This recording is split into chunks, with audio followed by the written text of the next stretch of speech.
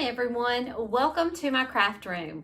Today we are going to work on little book charms, and I'm going to go over the process from finding the book covers online, making a template in Canva. We're going to print those out, and then I'm going to show you how you can put these together and then a couple of the ways that you can use them. So we're going to jump right into our instruction in Canva. In Canva, I start out with an 8.5 by 11-inch sheet of paper.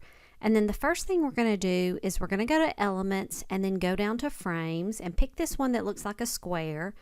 You'll click on Position, and now we want to change this width and height to 1.75 inches by 1.25 inches. And when we set that up, that is our front and back book cover. And we can fit 4 of those across a page. And so I'm just going to copy and paste that, get those 4 on there. When I have them all on the page, I'm going to select them all and line them up in the center of page, and then under Position we can also tidy that up so that they're evenly spaced within. Now I want to fill up the entire page, so I'm going to copy these again and paste, and I'm going to pull them down to the very bottom of the page and just repeat this process by filling in between those the top row and the bottom row. And then I can select everything again, position, and tidy up. And that's going to give us a full page of these book cover templates that we can use. So I've named this mini book covers. And now I'm going to go to where I've uploaded some of my book covers. Now you can find book covers on Pinterest. You can find them really well on Barnes & Noble, but you're looking for the front and back cover to use. And that's what I've got here with this Nancy Drew book, the Charlotte's Web book, and I'm just pulling those in. And it's amazing the books that you can find on Pinterest, and then just do a search online for front and back covers. Now, what about these covers? I got these on Etsy, these little whimsical animals, and they're only the front cover. So let me show you how I'm handling those. I'm going to go back up and find this square shape and add that to my page. Now I'm going to change the size of this again by going up to Position when I have the square highlighted, and I want this the same height, the 1.25 inches in height, but I only want it to be half the width. So half of 1.75 is 0.875, and I'm going to actually round it up to 0.88, so that'll kind of cover the spine a little bit because I don't have a spine on this. Now I've got this, you can see here the green. I'm going to pull this on top of this second row, first column, and that's how I want it to look, but I do need to take care of the little element there, the frame. I need to make that smaller. So now I'm able to go back to my uploads, and I can take those, single that front cover. I think I'm going to go with the duck with the little umbrella, and I will pick that, and then I can pull that over to only the right side, the front cover. Now right now the back cover is going to be that green, and that's okay, but I think I'm going to show you how I'm going to use the little color picker. And first I'm thinking about maybe pink, so I'm picking the pink out of the umbrella. That's okay, but the more I look at it, I'm thinking I'm going to go with that blue color of the sky. It makes it a little bit more connected with that front cover. So that's what I've gone with, and that's when I only have a front cover that I can use. So let's go ahead and download this. I'm going to download it as a PDF print because I'm printing, and I am going to print this out on white cardstock. So that's what I'm doing right now. I'm going to open up this file, and I'm ready to print.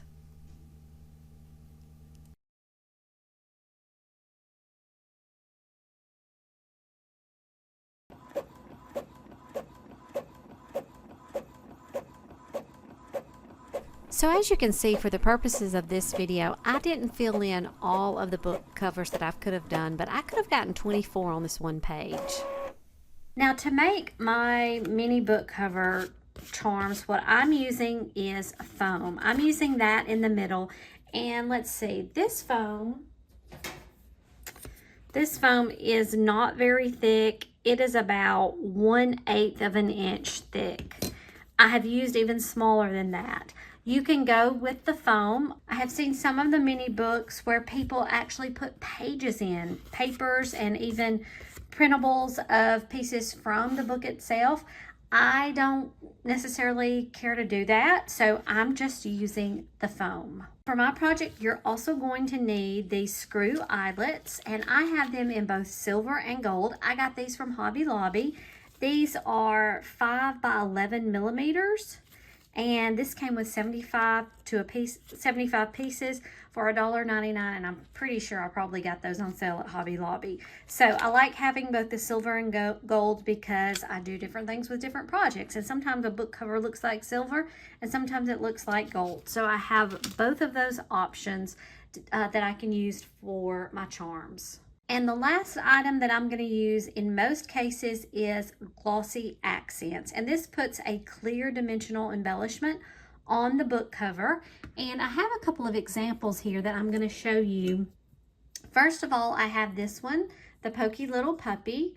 And it has the glossy accents on it, if you can see the little shine. And then I have this one, the Orient Express, that does not have the shine.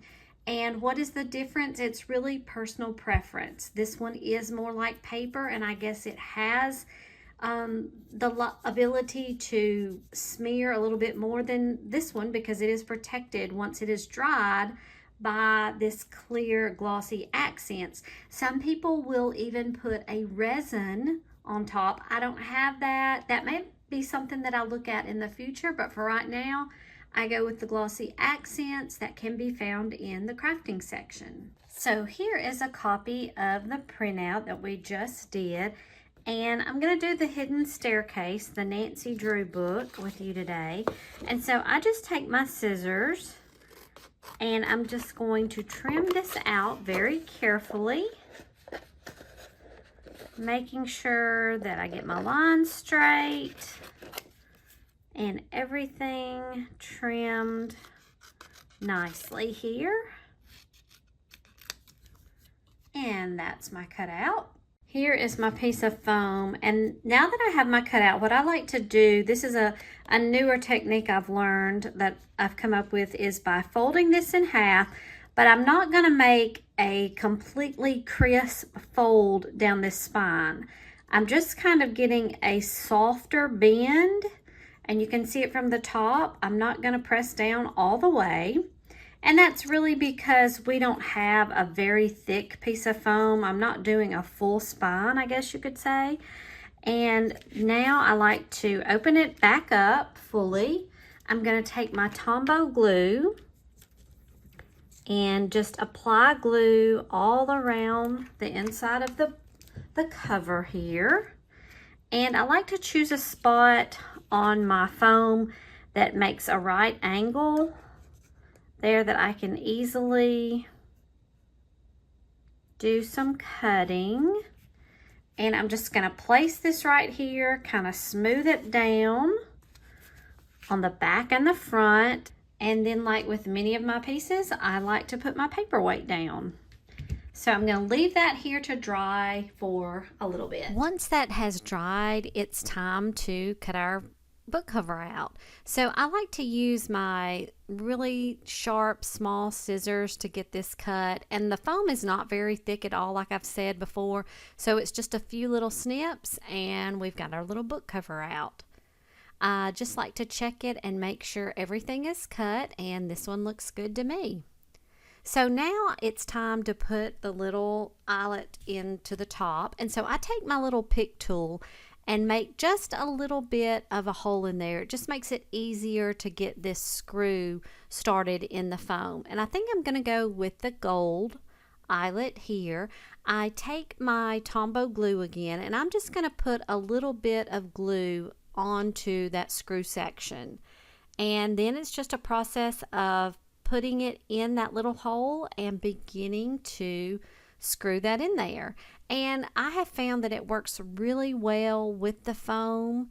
It goes in very nicely. Now, I can't 100% say that this eyelet will never come out, but for the purposes of what I'm using it for, this works well, and it's in there secure and good enough to make my little book charms. So I still like to let that sit and dry, but it's a perfect time if I am going to put the glossy accents to do that, and so that's what I'm doing now. This is one of the reasons, well, another reason I like to use the cardstock with the glossy accents. It just holds up the paper well, the coloring stays well.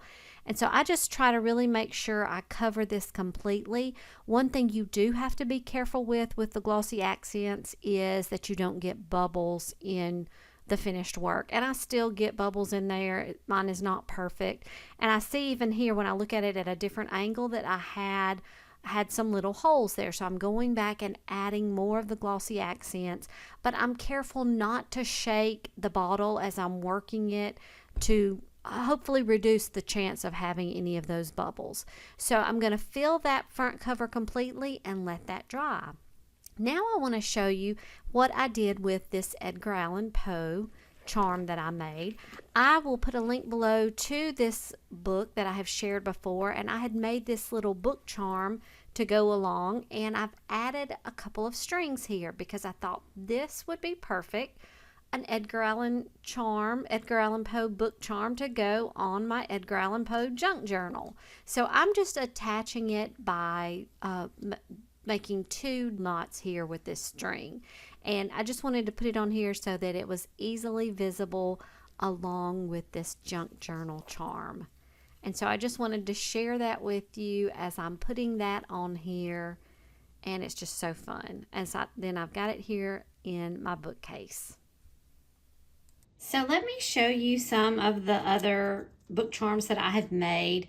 This is the one for the Pokey Little Puppy. This one, it does not have the glossy accents on it. And so it just has the paper front. I've got a couple right here that also don't have glossy accents, and I also haven't put the little screw on the top, but those can be used for different things that I have. Then this is a Little Women that has the glossy accents. It has the screw on top, and it's ready to be used. And I wanted to show you this. I thought it was really funny.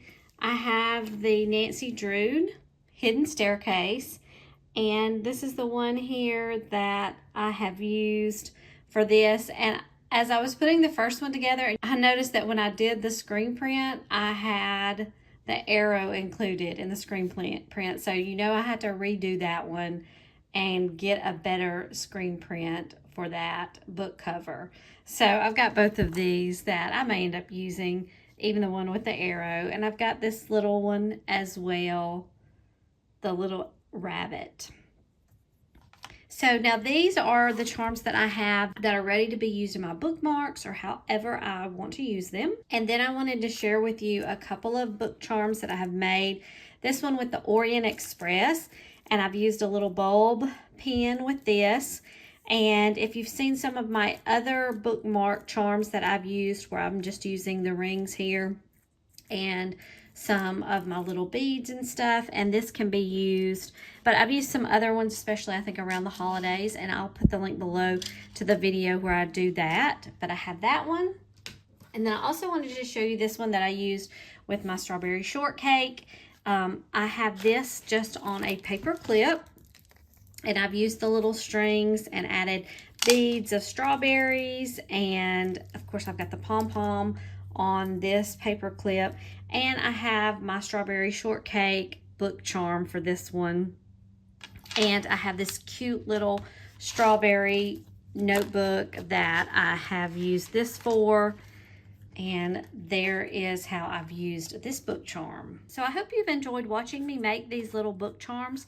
They're so fun, and there's endless possibilities based on just the number of books that you can find with their covers, and then using the supplies you have, and there's so many different things you can make. So I hope you've enjoyed this. I'd love to hear if you've got some things that you've made with these types of book charms other than the book charms and just little kind of other charms that you can have. If there's something else that you're doing with them, I'd love to hear about that. So be sure and subscribe and watch for my next video.